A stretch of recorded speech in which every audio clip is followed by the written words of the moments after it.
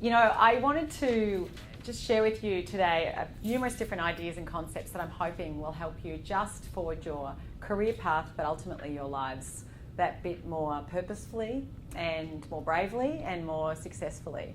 And I know that working for a publishing company like Wiley, you're exposed to lots of wonderful ideas and insights and strategies. And there's no doubt that everybody who writes a book, you know, brings to their book, you know, their passion and their own experiences and their own personality as well.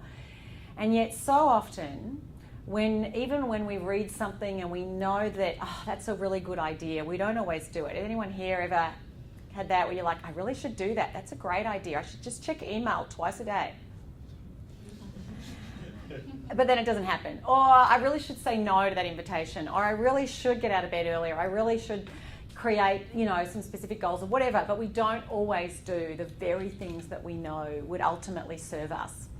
And the reason that we don't is, I mean, it's probably no surprise, is we're human beings, and we often can take the path of lesser resistance. We can let our fears pilot our decisions. We can have our own biases that we're aware of, some that we're not aware of, that can filter in and impact what we choose to do and what we choose to say and how we go about living our lives. So I'm going to be sharing with you a few different ideas that I'm hoping that every one of you, I'm sure, will take something different from what I share. But as you listen to me and as you take this time out, I know you all have a lot on. As you take this time out, just to listen and I want you to think about where you are right now. I want you to think about what's working for you and you're really happy about and you're contented about. I also want you to think about, you know, if there was areas of your life that you couldn't give them at least an 8 or 9 out of 10, how can some of the things that I'm sharing with you apply? And it may be that they apply specifically to what you're dealing with in your work, but it may be that they apply to a situation that's outside of work. The reality is that our lives aren't compartmentalised. You know, anything that's going on in one area of our life impacts all of our life, impacts who we are, impacts how we show up. And it's certainly been my experience that when people learn to be brave in one area of their life, that actually they can take that and then that helps them in other areas of their lives as well. So I just wanted to start with the number one thing is really getting clear about, well, where is it that you are now? What's working? What's not working? But where do you want to go in the future? It's really easy to find ourselves just sort of a bit like a ship adrift at sea, that we're at the mercy of the winds and the tides and the currents, not kind of just going whichever way is that path of least resistance, unless we say, this is where I want to go, this is what I want to do.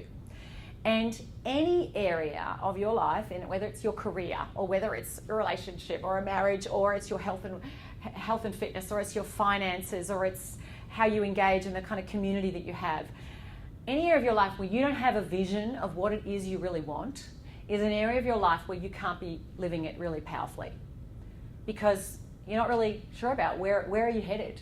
And so setting your compass is about saying, you know, this is where I want to go. This is something that I want to do. I remember years ago, for me, I grew up on a dairy farm in rural Victoria. And I remembered about 13 saying to my mum, you know, I'd really like to be Yarn Event. Now, I think you're kind of young here. Anyone here know who Yarn Event was? Okay, yeah. So she was the poster child for career foreign correspondent journalist in the 1980s. I'm not sure if she went too far into the 90s as a leading journalist in Australia.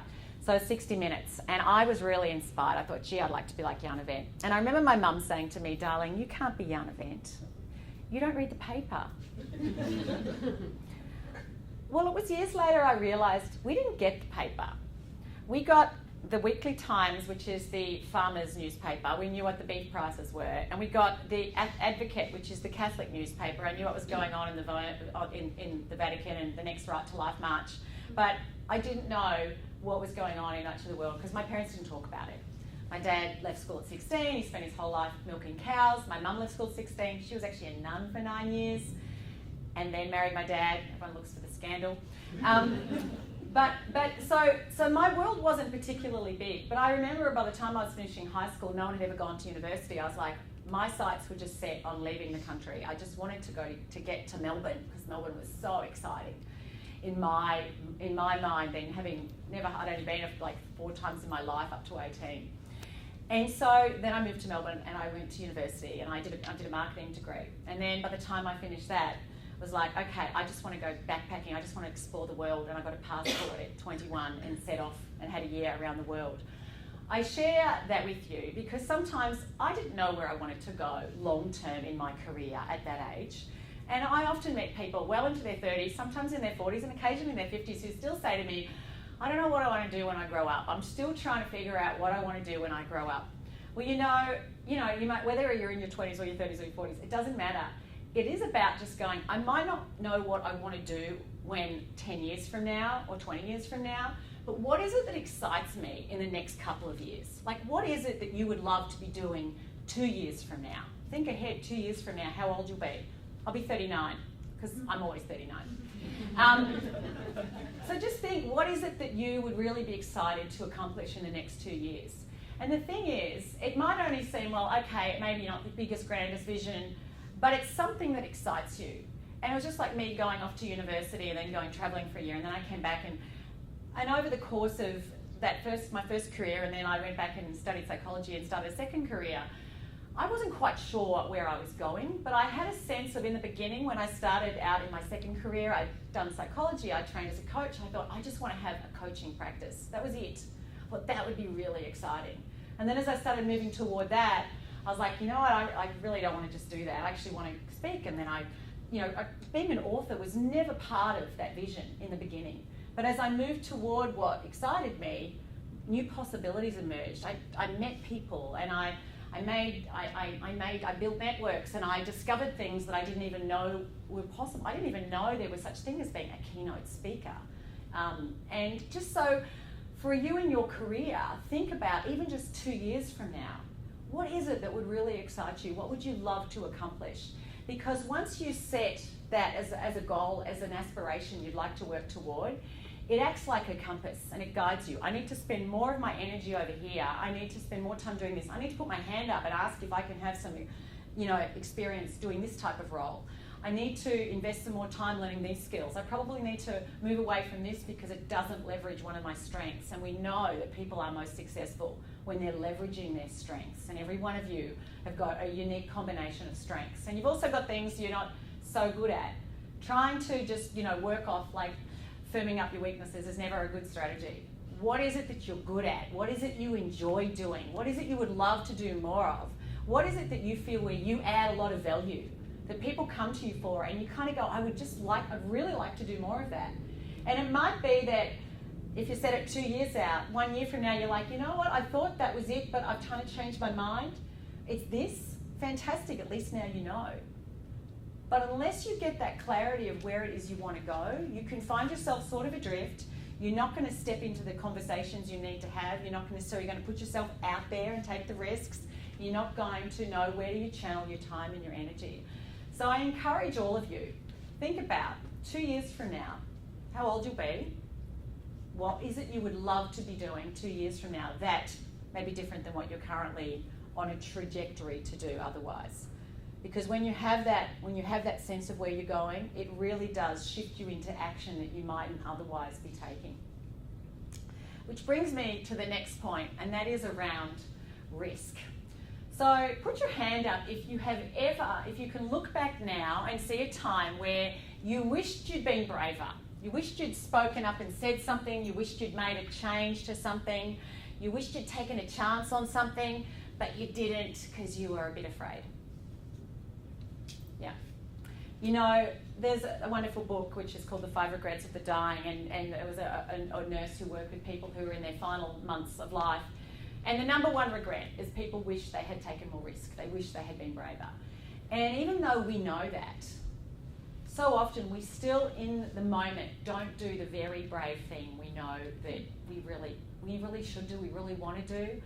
And that's because as human beings, we are wired for self-preservation.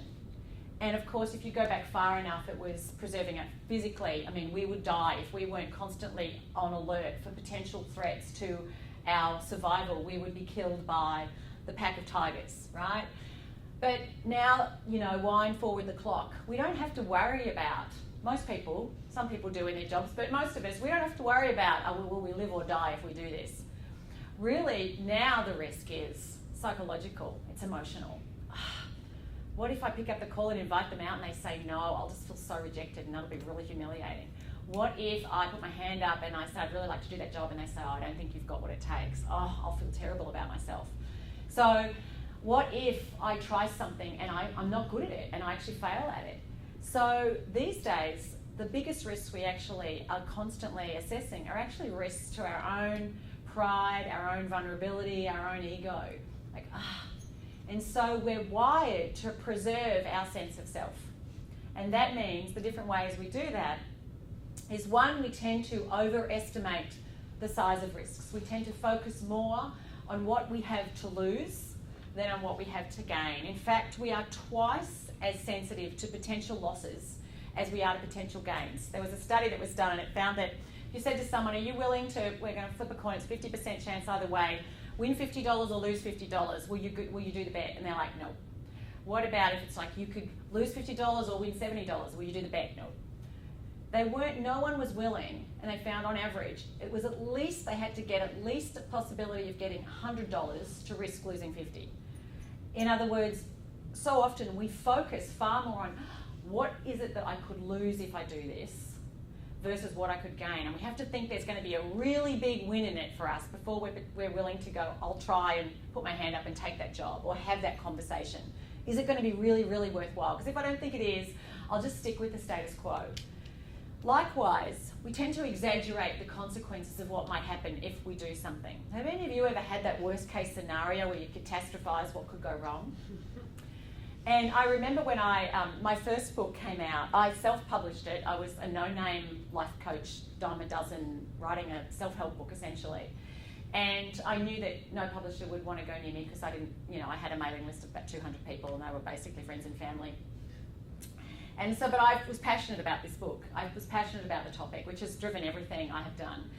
And I decided to self-publish it and was able to sell a few thousand copies myself through my own networks and online, and I was starting to speak more and more. This is all in the USA.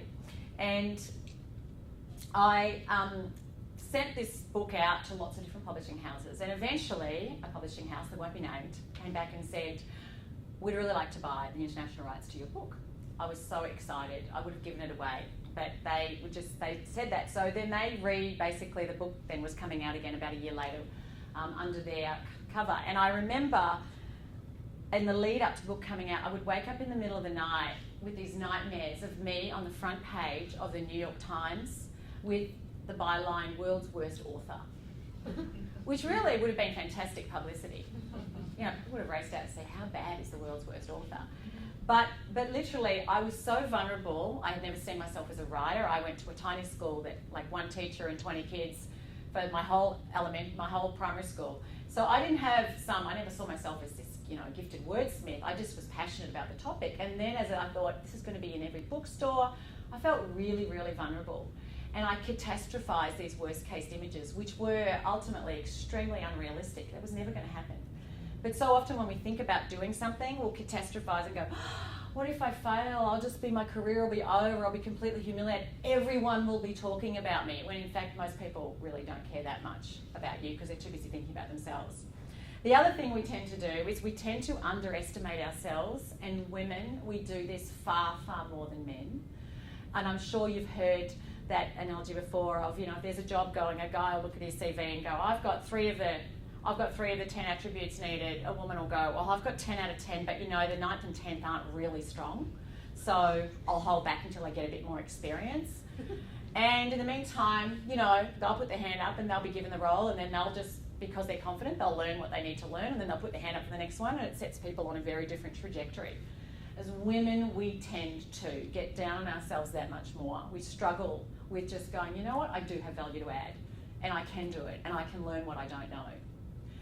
The fourth thing that we tend to do is we discount the cost of inaction.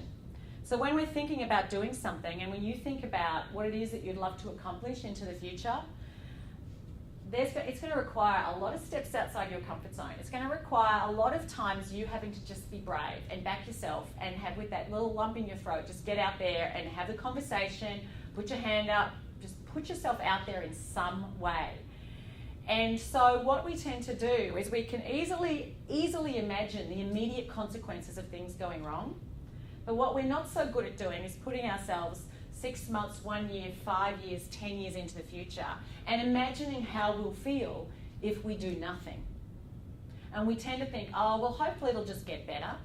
Or hopefully an opportunity will just come along and it'll all be fine. Or hopefully this issue in this relationship with someone or that's not addressed, that's causing me to be going frustration or as resentment, hopefully it'll just sort itself out or they'll get moved on or I don't know, something will happen. When in fact, things that aren't going well now only tend to get worse. And so on an organisational level, organisations that kind of can be complacent and think, well, you know, this is our winning formula, we're not going to change it, can end up being left behind. But so too, if you're not proactive in going out and making changes and creating opportunities and putting yourself out there, things don't just stay the same, they tend to get worse because other people will be out there doing that and opportunities will go to them. And the other way we can be biased in how we assess risk and the decisions we make is what I call our sunk cost bias. We can spend a lot of time on something and going, I've met people who are like, well, I studied business and this is so I spent all this time on this, or I've spent this time building over in this area or in this particular division or whatever it is. And how much energy and time and resources we've put into something can bias us from going, this isn't taking me in a direction I want to go, or it's just not working. So sometimes we've got to step back and go, you know what, I have put energy and time in this direction, but it's like digging a hole. If you dig in a hole, just stop digging, because if it's not taking you where you want to go, you're only putting more and more energy in a direction that's never going to bring you what you want. And sometimes you've got to say, call it quits. Okay, there's things I've learned from it now, I need to move over here. And so just being mindful where your own biases and your own risk aversion, your own desire to protect the known and keep safe and spare yourself that awful feeling of, oh, they rejected me, oh, I didn't have what it takes. Just be mindful of where that is actually getting in the way of you creating a far more rewarding career and, frankly, a more enjoyable life. So, because we all have it in one way, shape or form. In line with that, I'd just like you all right now just to fold your arms and look at the people next to you while you're folding them, like just to stay there. Now I'd like you to just cross them as you would if you were sitting there in a huff, I don't know, maybe you don't get in a huff. And now I want you to unfold them and recross them the other way and notice the people around you.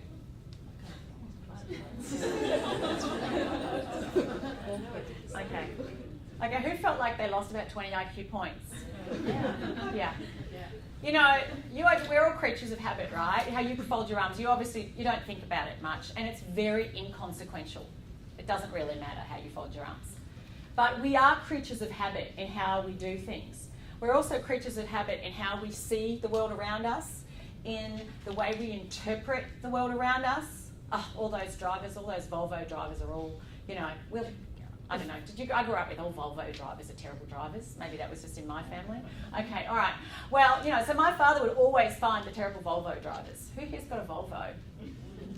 Oh, good. No one's willing to put their hand up. But, we have our ways of thinking, of seeing, and of acting and behaving. And they're often 95% of what you do is transparent to you. You don't really think about it, it's just what you do. If you get in a car and drive to work, you don't really think about it. You get in and you just do it, right? So much of how you engage with people, how you shake someone's hand, or whether you even shake their hand, or whether you look people in the eye, or how you talk to people, whether you smile, or whether you're someone who's got as my daughter says, a resting bitch face. Heard that one? Okay, maybe that was a bit rude. But I never heard of it till recently. You don't even realise the way you show up for people around you. It's just what you do. We often are very poor at telling how we show up for others, how others perceive us. We might have a sense of it, but often we don't realise. I meet people who go, that person is so difficult to work with. They're just really... And they'll go on, and then I'll meet that person, and I can tell you, they don't think they're difficult to work with. So, likewise, if you think about you and where you are now and where you want to go in the future, you have habitual ways of doing things that you're not really present to. However, in order for you to accomplish what it is you are capable of accomplishing and that you would really love to accomplish, that would give you a deep sense of meaning and purpose in your life, you have to be continually willing to challenge your default assumptions about things, about yourself, about other people, about what's possible for you, about how to get things done. Because, I mean, look around today, the top 10 jobs today didn't exist just a decade ago. What kids learn at college, at university a decade ago is so irrelevant. I mean, how many people here use what you learn at university all the time? Okay, yeah, my point. So if you think about, what does it take for you to get from point A where you are to wherever it is you set your compass to in 1 year, 2 years, 5 and 10 years from now as you go along? It can take being continually willing to learn and to unlearn and to relearn. And Darwin said the species, those who are the most successful, those who survive, those who thrive, aren't those who are the smartest or the most knowledgeable. They are not the most intelligent of the species, as he wrote. They are those who have learned how to learn and unlearn, relearn. Those who have learned how to adapt continually to their environment. And so for you, just being willing to step back at times and go, where is it about the way I'm seeing things? So stuff happens and you've got your life and you live in your stories. This is how it is. And your stories are a melting pot of assumptions and beliefs. It's just how you do what you do. It's how you go about doing things. Your stories give rise to emotions.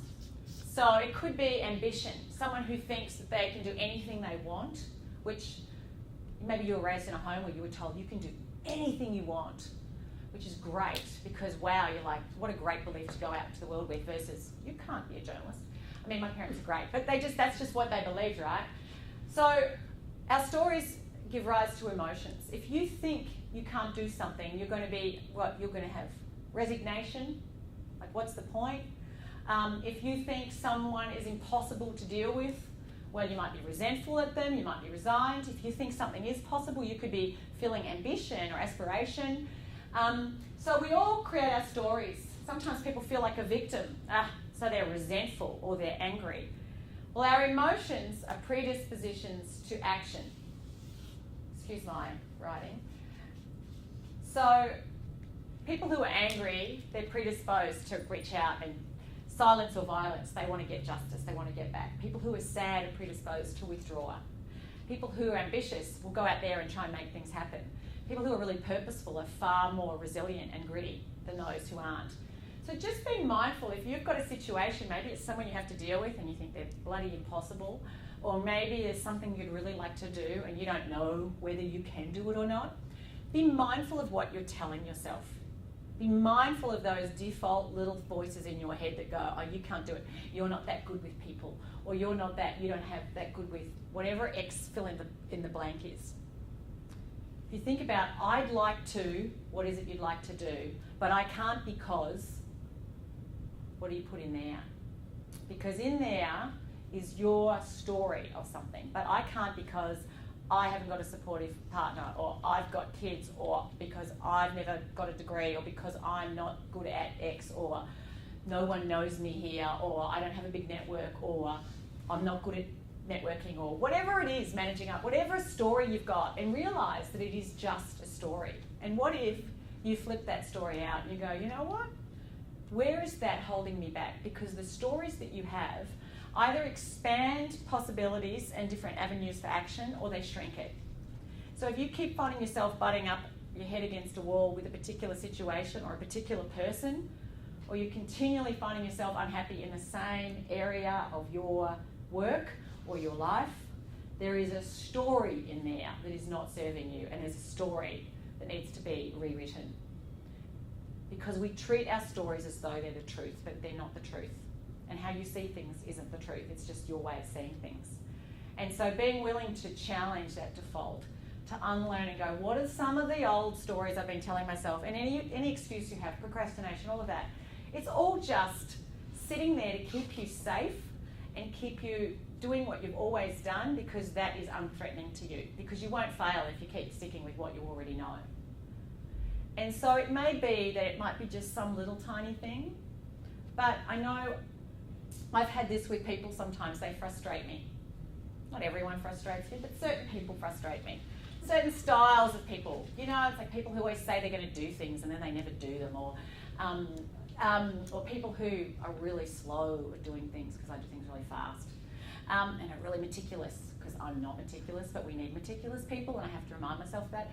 So I kind of often go, you know what am I telling myself here that's making me feel so damn stirred up? What is it about the story that I'm having that, oh, they shouldn't be this way? Well, this is just the way they are.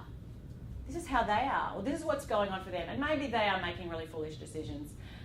That's them, and they've got to forge their own path. Why am I getting so upset about it? What's there for me to learn here? Maybe I just need to just bless them and move on. Or maybe I just need to let go and find someone else to work with. Or maybe I need to be more encouraging of this person. But what's the story I have that's creating so much angst or resentment or frustration or whatever it is? And likewise, you know, I know for me in so many different times, you know, just stepping back and going, where have I got a story here that's limiting? Maybe the story is, well, I don't know enough. I don't know enough about how to do that, so I can't do it. Well, it's true, I don't know everything, but I know something. And as women, I think we often have a story about ourselves that we don't know enough. We're not enough of something. Not, you fill in the blank, smart enough, worthy enough, clever enough, pretty enough, educated enough, networked enough, connected enough, ambitious enough, you name it. There's something in there we often think we're not enough of, and that is just a story. And what if you change that story? How might that open up? How might that shift the emotions you feel and go, well, what if I believed I actually completely was enough right now? What would open up for you in that place? What possibilities would open up if absolutely you had enough of whatever it took for you to do what you want to do? And one thing I absolutely know for sure is if you connect with something you really want to do, there is no shortage of resources for you to do it. There's only a shortage ever of resourcefulness, of just determination and going, I'm just going to make it happen. Because when you really decide you want to do something, you can do anything. You just have to be really clear about why that's so important for you, and then just get in action. And if you don't know it, you go out there and you talk to people and you learn about it and you find out and you connect with people and you set up a meeting and say, I'd really like to talk to you about your work. I'd love to learn more about what it takes. I'd love to get any help, because I moved back to Australia not 4 years ago from living in the USA where I'd been over 10 years, and I'd been out of Melbourne for 17, and I had never worked in Australia I'd certainly never done speaking or coaching or anything. And when I arrived here, it was a very quick decision. My husband was given an opportunity to come back, and we thought if we don't come now with our kids, we'll never come back.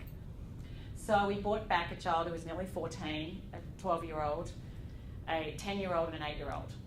And we had 6 weeks to pack up everything in America and find schools and find a home and just completely transplant ourselves in a country that was our home country, but I didn't have any network, just as I had zero network when I started doing everything in the US. And it was like, here we go again. So I just had to go out there and I had to pick up the phone, and I had like 3 old university friends that I said, who do you know that I can talk to? And just continually put myself out there and out there and out there and out there and out there. And one connection leads to another connection, leads to another connection, leads to another connection, lead to Lucy from Wiley, leads to another connection. You know, just things all but it really comes, it's that ripple effect. You've got to just put yourself out there, and you don't know what opportunities or connections that you might create. But don't wait till you know everything, and don't wait till you think that you're enough of something before you just get out there and do it. Because the actions you take create the results that are your life. And if you don't like the results you're getting, don't blame management and don't blame anyone else. Ultimately, it's on you. What have you not done enough of? And often when we look at what we haven't done enough of, we think, I'll change the actions. But really what you have to do is go all the way back up to the top and go, what's the story that I'm telling myself? Where am I stuck in default mode? Because this is how I do things. This is how it is. I don't do that because that's not who I am. Well, you can stick with that story, and if it's working for you, great. But if it kind of leaves you a bit miserable or a bit cynical or a bit complaining, and your relationships aren't the way you want, and your work isn't the way you want, and you're not feeling as rewarded or as valued as you'd like to be, and you're not excited by what you do every day, then it's completely 100% on you to do something about it. And I think, having worked with thousands of people in lots of different organisations, just as broad as it gets, waiting for someone else to help you be successful will mean you'll never, ever, ever be successful. You have to absolutely be CEO of your own career. You have to completely take ownership of everything you want to create. Don't wait for your boss to give you the feedback, or don't wait for your boss to give you the opportunity, and don't wait for, you know, the stars and the moon to align up. Just go out and make it happen. Be patient. Don't expect it always to go to plan. Which brings me to the importance of just owning your value and speaking up. Making bold requests, asking for help, letting people, you teach people how to treat you, right? And if people don't seem to take you seriously, well, maybe it's because you're not taking yourself seriously enough. Leadership begins with self-leadership, and no one else is going to see you as a leader and as someone with a lot to offer unless you first see yourself that way. So don't diminish yourself by thinking, well, I don't know enough, I'm not good enough. And one thing I certainly have seen, not necessarily, certainly not here at Wiley because I haven't had enough to do with people, but I've seen it so many times, is women not speaking up and putting forward their opinion because, one, they're not sure if everyone will agree with it. They don't want to rock the boat. They don't want to ruffle feathers. They don't always ask for what they want. Women are far less likely to ask for what they want because they don't want to seem pushy or needy or put people on the spot. A study out of Cornell, they were MBAs, 57% of the male grads negotiated an increase on their offering starting salary. Only 7% of women did. And these are incredibly bright people. So, I mean, that's the pattern that we see everywhere. But if you don't put forward your opinion and you don't share, you're depriving others of the value that you have to bring. And if you're second guessing yourself thinking, oh, I don't know that my opinion's that worthwhile, well, how will anyone ever know? So one of the key things, as I think is really powerful, if you're not sure and you get sometimes nervous, anyone get nervous before you say something and you think, oh, I don't know if it's the right thing? Step into, or even sit into, and I'm going to get you all to do it now, your power pose. I want you to sit there like you are, you know, CEO of the world, as my son says he is, and just totally own it. Sit tall. Actually, all of you stand up. And all of you, whoever's watching, wherever you are, in Mars or anywhere else, just stand up. Now, I want you to stand with your legs, your feet shoulder width apart. I want you to put your shoulders back. I want you to lift your chin up. I want you to look directly ahead, and I want you to put a little smile on your face. A certain self-assured smile. Not cocky or arrogant, just, I know what I'm talking about and I have value to add, okay? So when you're going to take a couple of big deep breaths. Okay, now, I want you just to feel how you feel in this moment. How do you feel? Okay, now I want you to droop your shoulders. I want you to lower your chin. I want you to change your facial expression like, you know, you're not really worth much. You don't know much. I want you to bring your legs so that you kind of, one of them's kind of crooked, like you're bending one knee. And now, do you feel like going in and speaking up in a meeting with this pose? No. Okay, so I want you to go back and find your power pose again. Take a big deep breath. Lift your chin up. Okay, and just to yourself, because I don't want you all to feel like you're looking like turkeys. I'm going to make you all start clapping soon. I just want you to say to yourself, I can do anything I want, and my opinion is always valuable. Okay, and now you may sit down. Now, I just wanted you to do that simply because how we hold ourselves physically absolutely impacts how we feel emotionally.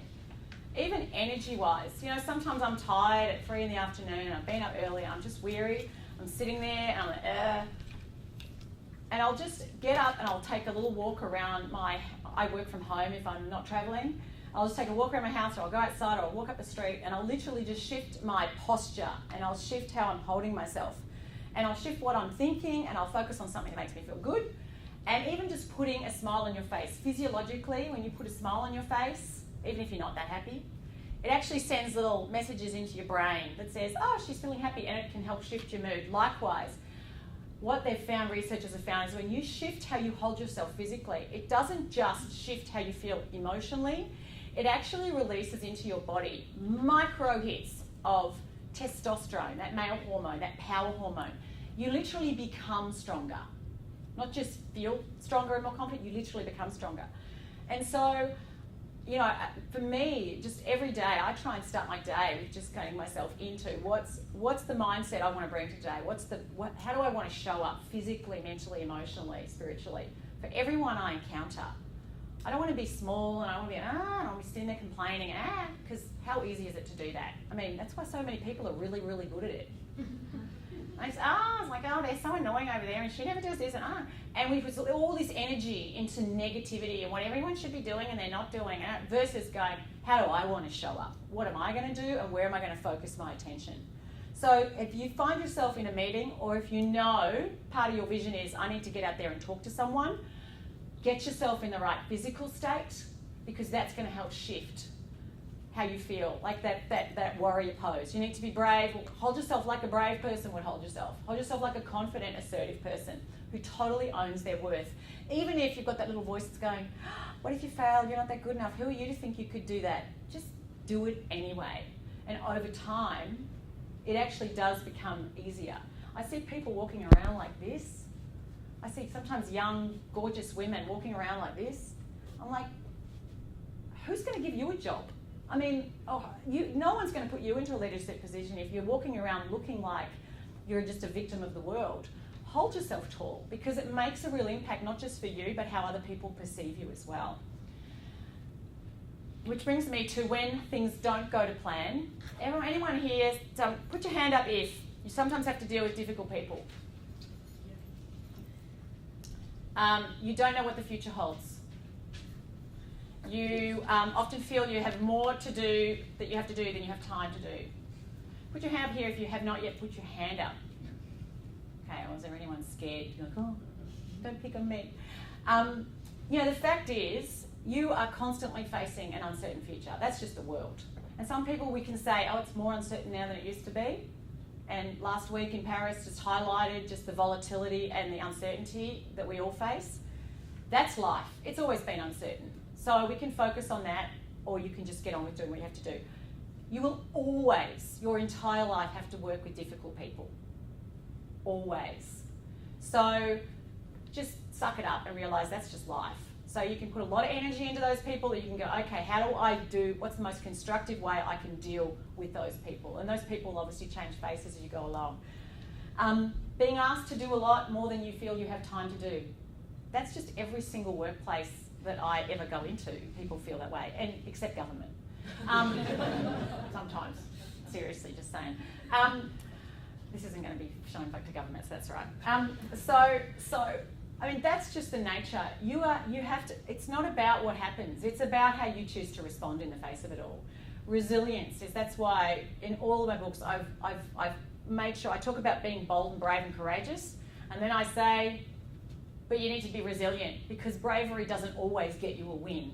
No, certainly not in the short term. You've got to risk lots of rejections. I mean, so many times I've gone out there and put myself out there and it hasn't gone the way I wanted. And it would be very easy to get deflated and go, oh, I don't know what it takes, I can't do it. When the story is, oh, I'm not that good, no one thinks, no one's taking me seriously, who am I to do that, I don't have a PhD, I don't have any letters after my name that are the right ones. All of that stuff. It's so easy to find yourself going into this downward spiral of, what's the point? I'll just stick with how things are and just be miserable the rest of my life. But no. So what do you need to do to be able to bounce back? What do you need to do so that you can get back to being strong and purposeful? One is connecting in with what it is that excited you in the first place and why that's important to you, because you get one life to live.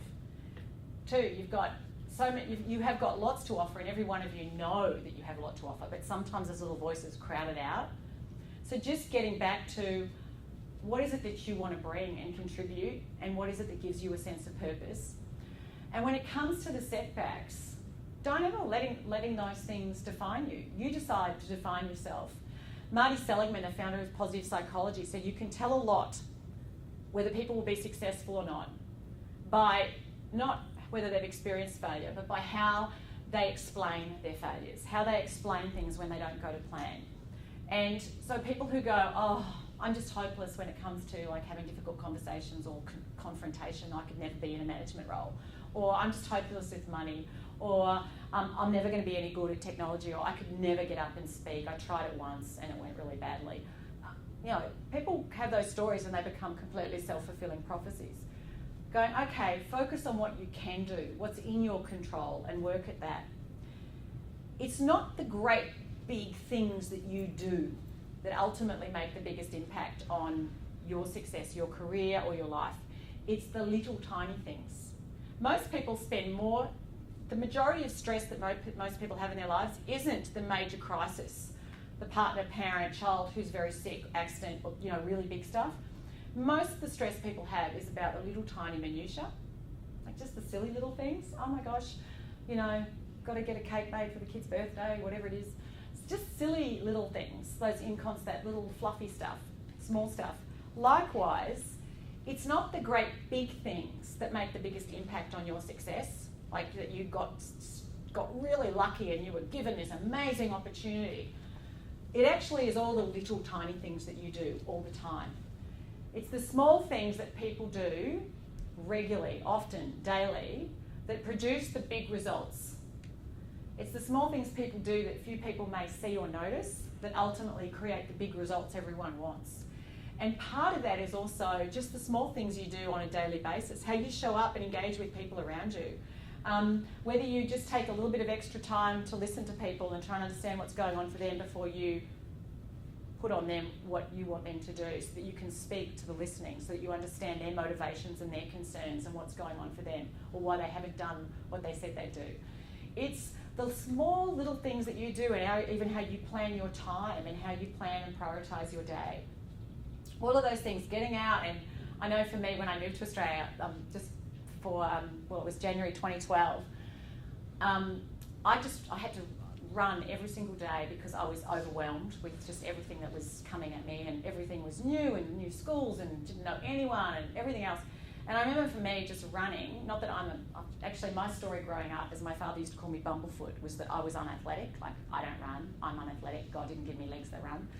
And I, seriously, that was completely what I would have told anyone until about 5 years ago.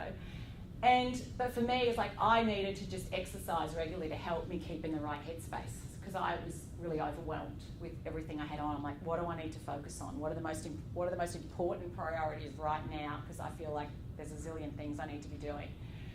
So what are the things that you could do more of in your daily life that would allow you to be at your best more often? And they might not be great big things. I mean, it'd be nice to go off and have a week yoga retreat in Thailand or something, but it's not about that. It's like, just sometimes it's 5 minutes in the morning just to go, okay, what's my intention for the day? What are the most important things I want to work on? It is sometimes just those little things that when you do them often and consistently allow you to show up more purposeful, more resilient, more brave. Coming back to, to being brave for the sake of what you do, what's important. And I think the more you can just be really intentional, then when that stuff happens, those little things happen that you don't want to happen, you're able to soar above them. I don't know if any of you, who here has read Stop Playing Safe? A couple of you? Okay, the rest of you need to go out and buy it right now. So a model that I shared in Stop Playing Safe is my SOAR model, which I created it because, hence it was SOAR, Art of the Power of Two, because it utilises a lot of what we know in psychology to help people be more resilient. So something happens, someone says something and it ticks you right off, or someone does something and you're upset, or something doesn't happen. I mean, stuff happens all the time that we get triggered, right? We get stressed or anxious or upset or whatever it is. So just stepping back, and I'm not going to write all of them up here, stepping back and just going, all right now I know I'm not feeling my best. I'm not feeling calm, I'm not feeling confident, I'm not feeling optimistic, I'm grumpy, I want to punch someone, I'm full of doubt, or whatever it is, when you're not in your best. And it can happen a lot. So stepping back and just recognising it, that's that emotional awareness, that first part of emotional intelligence. Observing. How could I see this differently? How might someone else that I really admire see this situation right now? Even just taking a few big deep breaths, you know, that neural hijack people get, which drives them to do really dumb things, road rage. Send an email when you're really angry that you know if you used your brain was a really dumb idea. Anyone done that? Willing to admit it? No? Okay, just me. Just to take a few big deep breaths can help to just short circuit that neural hijack where you really do want to just send an email and tell someone that they're a complete. Observing, how else could I view this? How would someone who I really admire observe this? As my parents used to say growing up, Margaret Mary Catholic, what would Jesus do, darling? I'm like, oh, Jesus, I don't know. But that was the, you know, well, what would Jesus do? Well, he would be loving right now. Okay, well, I don't feel like being loving. But think of someone you admire. Think of a boss you've had, someone that's been, think of your parent, whoever it is, someone like, how would they see this? Because you don't see things as they are, you see them as you are. And another person could be in your exact same circumstance and they're not all wound up and upset. Or they're not deflated. They're like, oh, all right, well, let's just try again. So think about what is it about the way that you're observing the situation that's creating your stress or your anxiety or your resentment? That comes back to that story that you're telling yourself. Ask questions. You know, the quality of your life is often determined by the quality of the questions that you ask. What's another question I could ask you? Well, where's actually there an opportunity in this problem? Where could this problem right now be actually really perfect for me? I'm at a crossroads. I'm not sure which way to go. And I don't know what to do. Well, how could this actually be a really great opportunity for me to stop and get some clarity about which direction I'm going to have to make a choice? Where do I need to be more decisive here? Where do I need to be a little bit braver? Because this person's really upsetting me and actually this is a great opportunity for me to just step up and be a little bit braver than I would have been otherwise and to sit down and have a conversation with them about something that's been niggling at me. Where do I need to let go of something? Where am I attached to an outcome and something has to be a certain way and it's not that way and it's never going to be that way. Something's happened and it can never change. You can't fix it. It will never be. And sometimes we can spend a lot of time what I call fighting with reality. Fight, fight, fight. It's not supposed to be that way. This person's not supposed to be this way. This circumstance is not supposed to be this way. It shouldn't have happened. Well, it just happened. That's life. And as you know, pardon the French, but shit happens. And it happens with great regularity. And a lot of people spend their lives fighting that it's actually happened versus going, it's happened, how do I get on and deal with it? So don't spend energy fighting something that's old, that's happened, that can't be changed. How can I be more effective in dealing with this right now? So ask better questions. Reframe. How can you reframe this through a much bigger lens? Einstein said, our problems cannot be solved at the same level of thinking at which they were created. And so how can you think about this through a much broader lens? 7 years ago, my brother Frank, and I wrote about this, I've written about this in my books, he was riding his bike around the sand dunes outside Doha in the Middle East. He was working as an engineer. And he went up a sand dune, he was with a couple of mates, and instead of coming down the other side, he found himself flying through the air because there was no other side. It was just a sheer rock. And being an engineer, he thought, oh dear, this could be life as I know it over. And he said he hit the ground and he was laying there. Had been sitting on his bike, he was lying on his side. He's like, okay, I'm alive, great. Can I move my head? Yep. Can I move my fingers? Yep, good. Arms? Yep. Now he punctured a lung and he broke a rib. So he was in pain, but he was alive and he was like, great, okay. Toes, doing a quick self-diagnosis. Legs, toes, feet. And he's never felt them since. Because at that moment of impact, he severed, damaged his spine really badly at T8, which is right about here. So I flew down to be with him in Qatar in the hospital there where they were stabilising him before they could bring him back to Melbourne where he did rehab at the Royal Talbot. But he had really been, up until that point, absolutely focused on he's going to walk again and he was going to come back in, he was going to thank all the nurses one day and he was he was going to be those people, because you hear the stories of they were quadriplegic and then they walked again, but of course it absolutely depends on the nature of the injury. Not all spinal injuries are created the same. And so the doctor came in, the visiting neurosurgeon from Sweden, and he had his MRIs, and Frank had been waiting on this visiting neurosurgeon to give him.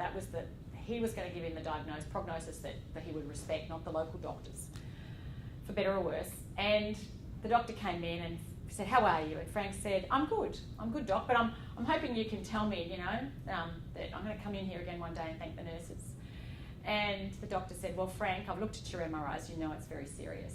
He said, "I can't tell you that you'll be able to do that, but what I can tell you is that after rehabilitation, you'll have a very good quality of life. And so I encourage you to focus on rehabilitation and not on trying to walk again."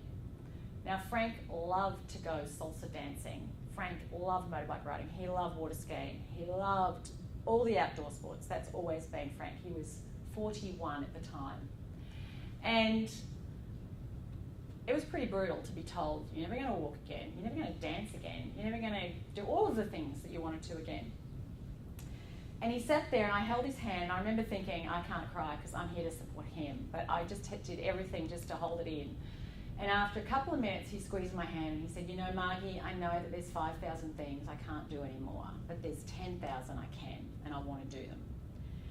And to his credit, he has continued to go scuba diving. He has gone snow skiing, paraskiing, and he goes motorbike riding still. He just has a sidecar on. He lives in Elwood. He works as an engineer here in Melbourne. He drives a car. And life is a lot harder. There's no doubt at all. He has so many complications and things he has to deal with because his body doesn't work the way it's supposed to. But he focuses on what he can do consistently. And while he's had a few glum times, he consistently just pulls himself back up and going, "What can I do?" And to me, it was a really great example of powerful reframing. It's so easy to get focused on what you can't do, on what's not right. Look at the publishing industry. Look at all the change. Look at the stuff, and you can get doom and gloom, and you can get all caught up with all the stuff that isn't as you want it to be. It's not fair. It's not right. This is what I can't do. This is what I want to do. Versus going, what can I do? Where is there opportunity for me here? And to step into action on that. And the more that you step into action continually on what's within your power to do, the more you expand your power, the more you expand your influence. And so at the end of the day, which is what second R is, that is about choosing your response and saying, "You know what? Not just reacting." So many people go through life in default, just reacting all the time, reacting to everything, going, "This is what I choose," versus just in reaction mode. Which brings me to the final point, and that is simply to just get out there and train the brave. So this bloke here is my son Ben, my third. I have 4 kids, and he's number 3. And for his 13th birthday, we said, "Ben, what do you want to do for your birthday?" He goes, "I want to go skydiving." I was like, "Seriously?" I was hoping for an Xbox. I thought he was going to say Xbox game. Well, anyway, I was going to say no. I was like, skydiving? But I went parachuting when I was in my early 20s, jumping out of a plane up in Corowa, and I thought, well, he's going to be on someone's back if he does this.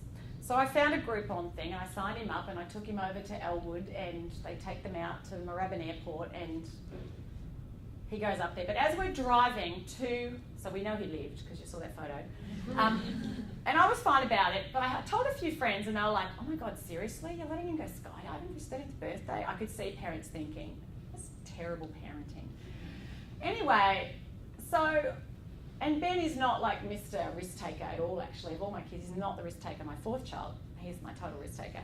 But so on the way there, we're driving along, and I said to Ben, "So, you nervous?" And he goes, "Well, I wasn't."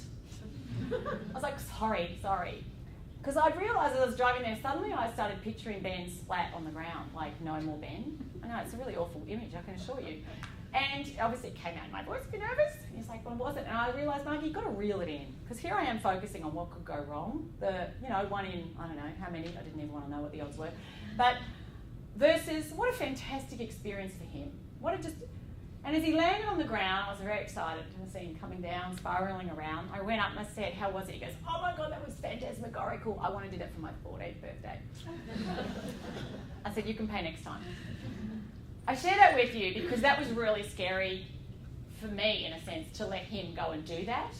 But I know that he came out of that just a more confident kid because he'd done something that a lot of people think is really scary, and he'd just gone and done it. But for all of us, there comes a moment where we just have to go, I'm just going to do it. Anyone here been parachuting?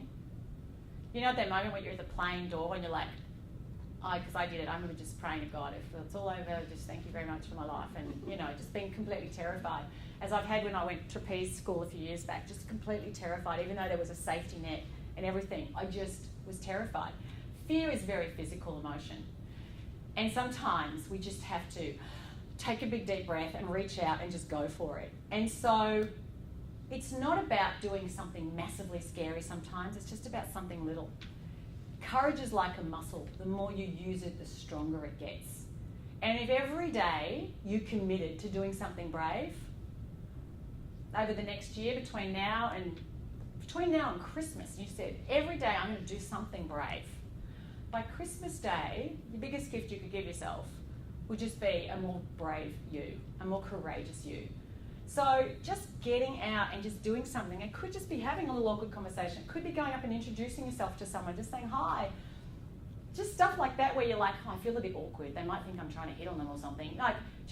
And people don't all the time. I meet people all the time, I don't want to do that. I think I'm, who cares what they think? Go out there and just put yourself out there. Stop letting what everybody thinks run your life. Stop letting what could happen run your life and determine what you do.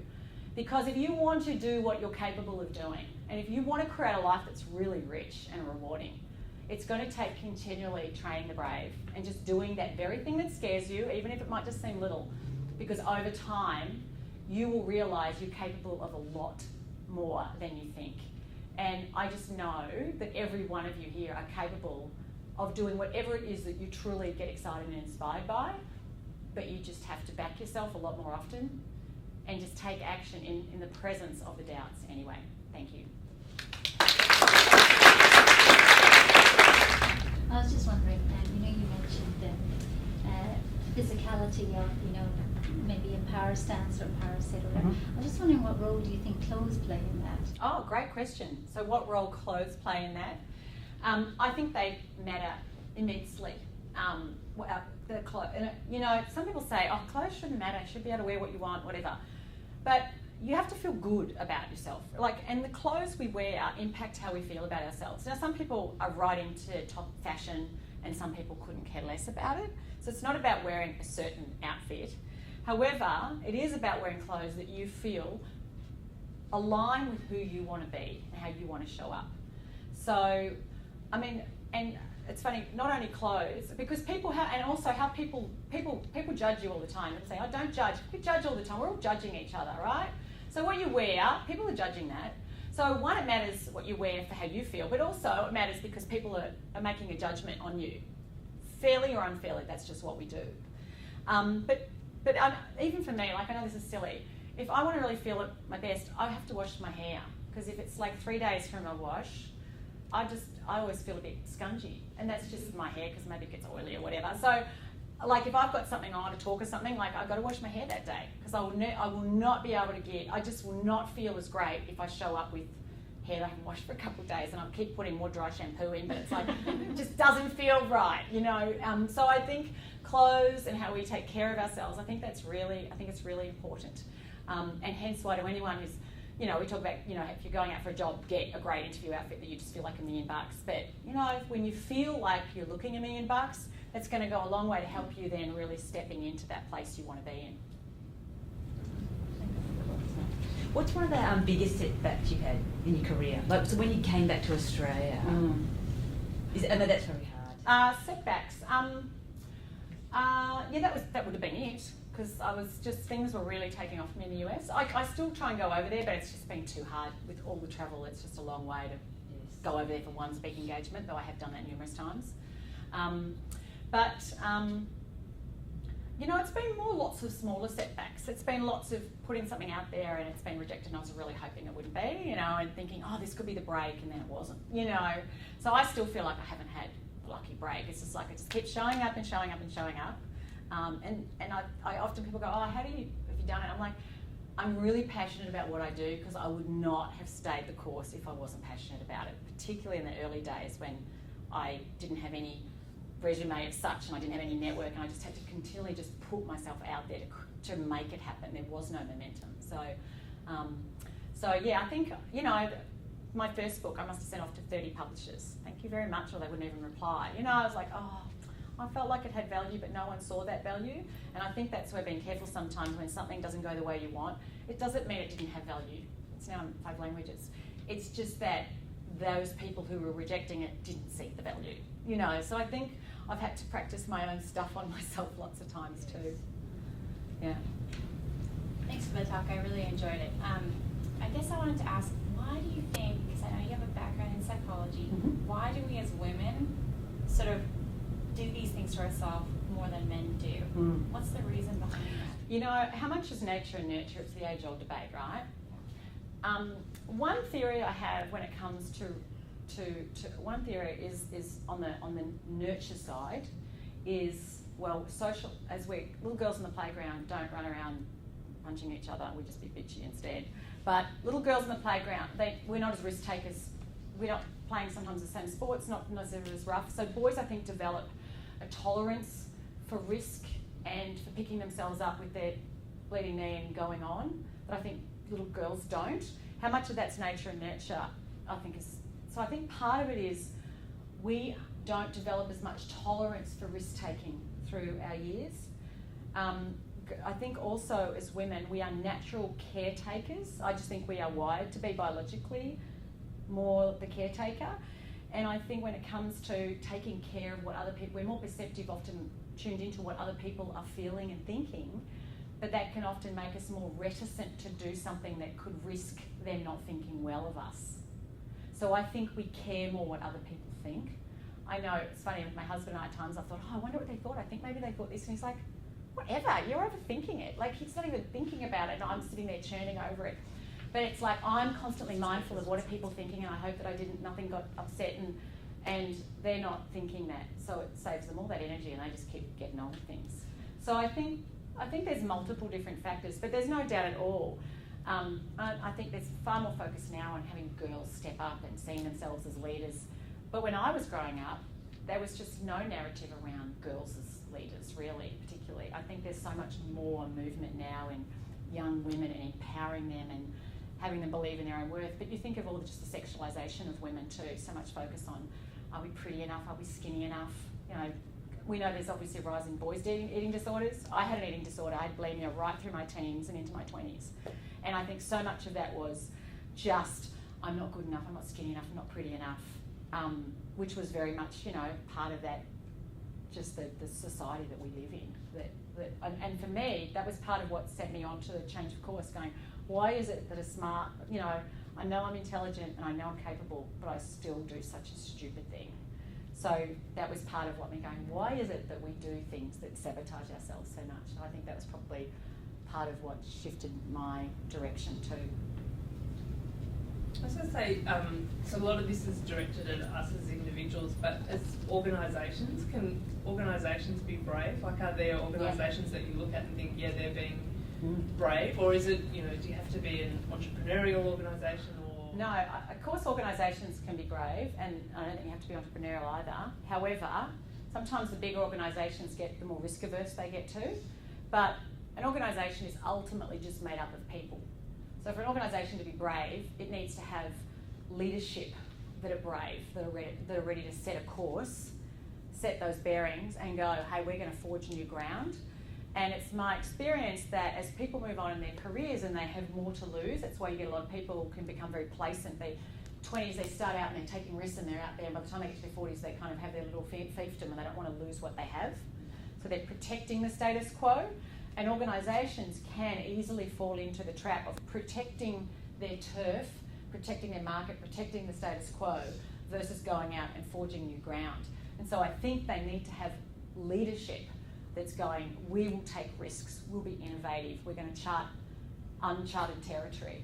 And it's essential for organisations to do that, because the ones that aren't end up in a graveyard because things are changing, and there's lots of examples of organisations that have, and I think there's some great, clearly there's some that are out there, and they're continually, just looking at, well, just because we've done things this way in the past doesn't mean we'll continue to, and they're innovating new products, and and they're going into new markets and they're reinventing who they are. And I think that's what it takes to adapt and to, just even look in the publishing industry, how much it's changing. If you're not continually adapting, changing, going, let's try this new thing, and sometimes you'll try things and they won't work.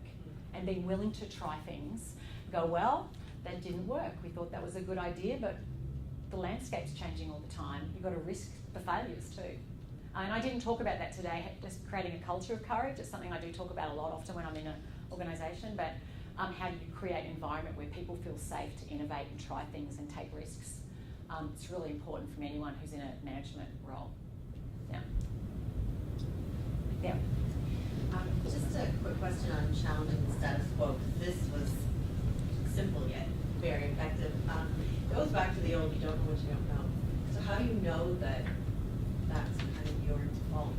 You know what? I always think, is there a problem, right? Is there something that's not working? Yeah. And people go, oh, there's no problem. You're not going to have any motivation to change, right? But if there's something, it's like, no, this isn't working, or this is something I want and I don't have it, then what is it about how I'm doing things now that could be actually getting in the way of me achieving what I want or addressing this problem that I don't want? And so, and we don't always recognise what we're doing that's not working. That's where, frankly, sometimes coaching can be effective, because it can bring out of what I call transparency, and getting feedback from others. A great little thing I've used with coaching clients over the years is go around and just survey people, make it really safe, say, be completely honest with me. I just really value your completely candid feedback, and you need to be able to establish it so that they really feel safe to give you candid feedback. What can you count on me for? And what can you not count on me for? And it's great to get nice feedback, but the most valuable feedback is, well, I can't count on you to always deliver on what you say you'll do. And I can't count on you always to actually take care of the other people in the room. Or I can't count on you to think as a team player. You seem to just be looking after yourself. Like, that's the stuff, like that's what's getting in the way. So, and I've often said, ask your supervisor, give them specifically, what is specifically 3 things that I could be working on if there's someone who doesn't want to give candid feedback, because often supervisors are scared to be honest because they don't know how you're going to react and they're not brave. So how do you make it safe for them to be brave and give you feedback? And it could be with your friends. So that, what can you count on me for and not count on me for?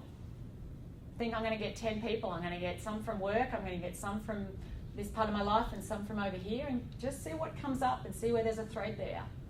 Like, well, you're really impatient, you don't listen sometimes, or whatever it is, you get too stuck in the detail, whatever it is, but that can be the real gold in that. It's like, this is probably what's getting in the way here.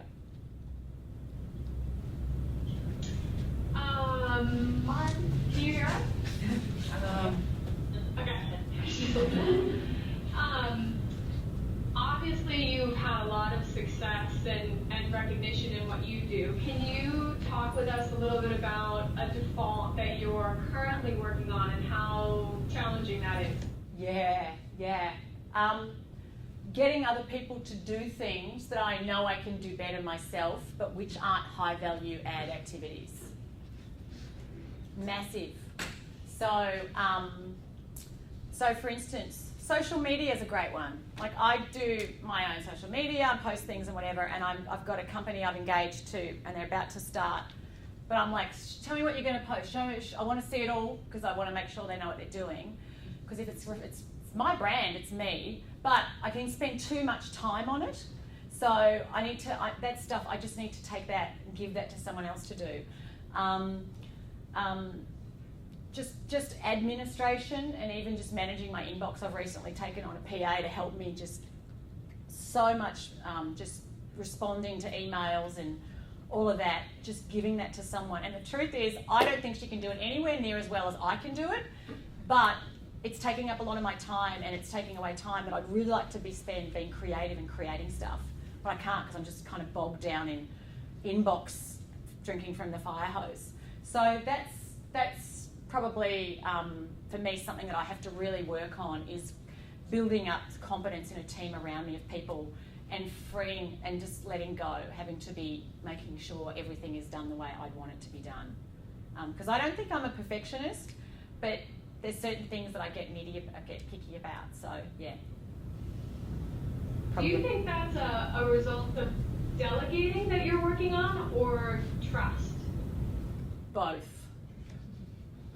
I don't trust. It takes a while for me. I do have people I do trust, but it just takes me a while just till I can know you know what you're doing and you have a sense of, if you're going to speak in my voice, it absolutely has to be completely what I would want to say. I don't want someone saying some daggy, stupid thing, putting some silly quote up that I think, that's not what I'd say, that's fluffy or silly or it doesn't make sense. So I think it's trusting. And I mean, I didn't talk about this today, but trust is a big thing. And I dived into trust a lot in Stop Playing Safe. There's a whole chapter on it about being trustworthy. And we can trust someone's sincerity. We can trust them to be there's sincerity, there's reliability, there's concern, and there's competence. And so these people generally, I get that they're reliable and they're sincere and they really care about doing a good job and what I care about, but I'm not sure they're yet competent. And that's not a bad thing. I actually don't think I'm a distrustful person. I just think I just need to see that they can do it before I give them more rein. And I think there's, it's not unreasonable, but I probably needed to have been doing this more in the past. I've been keeping more of it to myself until the point that I've just been going, I'm not creating stuff because I'm so bogged down. So that's, that's something I'm working on. And part of that also is recognising, what are my strengths? What am I good at? And what am I not good at? Or I can do it, but it's not something I like to do. And I need to spend less time on all of that, even though I can do it. And where do I add the most value? And that is like writing something or getting this up and speaking or something. That's where I have more value than sitting there perfecting PowerPoint slides. So, yeah. Which is one of the things for women, done is better than perfect. Like, we can be our own worst enemies with perfectionism. I just want to make sure it's just perfect. And admittedly, you want things to be done well, but perfection can completely just settle you down from doing stuff. So don't think you have to know how to do something perfectly before you do it, and don't feel that everything has to be done perfectly, because often, like 90% done is fine. Just send it off. I mean, I would never ever have written any book in my life if I thought I had to be a perfect writer or write a perfect book. I've always been acutely aware of where it is not as good as it could be, but I just got to put it out there. And honestly, I'm always still going on, I know it's not as good as it could be, but I'd still be working on the first book if I was waiting to perfect it. So just getting stuff out there and just doing stuff, and that's a line you've just got to walk yourself all the time, and we're all in different professions and doing different things, but just being mindful of, focus on your strengths and don't try and have everything be just perfect. I should have 20 proofreaders in this room. You could try it maybe a bit harder. So anyway. Any other questions? Sophie? Just that kind of ties in for me, what could have been better, that female reaction to apologise constantly. Yeah. And how do you see that holding back women versus men who don't? Yeah, that's a great one. The female tendency to apologise. I wrote a Forbes column on this a while back. Women, enough with the apologies, because we obviously know, it's documented, we do what's called second voice discourse. So we preface what we're going to say. If we think people might not agree with it, we preface it with an apology. So, I'm sorry if anyone here might see things differently, and I know I could have this wrong, and honestly I don't want to step on anyone's toes, and it might be that I'm completely out of place here, and I certainly don't know everything there is to know, but I am wondering if maybe we should possibly consider doing this. So the time you get it out, I hand that up, but seriously, I've heard people kind of do that version of that you kind of, people are like, seriously? Like, no one even wants to hear it, because you've just completely diluted any commitment to what you have to say, conviction behind it. And I know that it's easy to do that, and I know I've caught myself doing it too, going, I'm sorry, but I wonder if. But I think just noticing, and if you know that you do it, asking someone, like, if you hear me doing this, like, call me out. But and sometimes practicing ahead of time. I see your opinion. I understand that perspective. However, I think we also need to consider, and sometimes even just practicing yourself at home in the bathroom before you're going into a meeting, like, okay, how do I say this in a way that doesn't completely diminish the value of my opinion before I've even got it out of my mouth? because I do think we women do have a tendency to do that. And that's where I said, own the value of your opinion. So what people don't agree, and maybe it won't change the outcome, but still speak up and share it, because just by sharing it, you add value to the conversation, and the more opinions that are on the table, the better the outcome that's going to come out of it. Yeah. Any other questions from Brisbane? All right. No more questions. Okay, I think we're all good then. Thanks so much for joining us today, Pleasure. Margie.